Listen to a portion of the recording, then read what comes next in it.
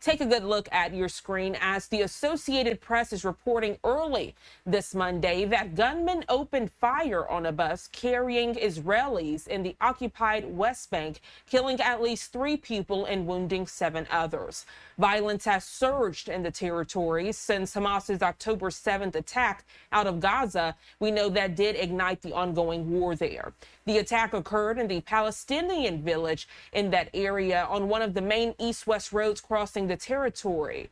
We know that Israel's rescue service said 2 women in their 60s and a man in his 40s were killed, and the military going on to say it is looking for the attackers. Palestinians have carried out scores of shootings, stabbings, and even car ramming attacks against Israelis in recent years.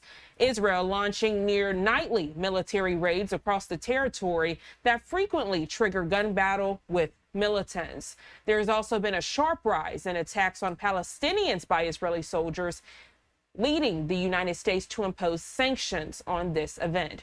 The Palestinian Health Ministry saying at least 838 Palestinians have been killed by Israeli fire in the West Bank since the start of the war in Gaza. Most appear to have been militants killed in battles with Israeli troops, but the dead also include participants in violent protests and even civilian bystanders.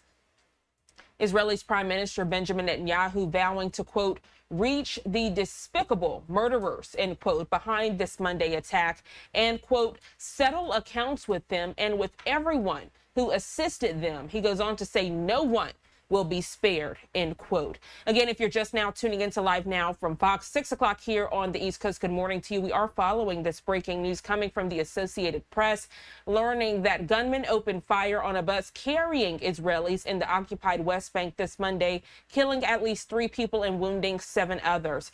We know this morning that the European Commission, they are expected to hold their first briefing of 2025, where we are expected to hear comments on all things international conflicts. We also know, slated for 8:30 this morning on the East Coast, that the Israeli Prime Minister's office will hold that daily Israeli government briefing where we are expected to get updates on the conflict in the Middle East. So a lot we are following on this Monday.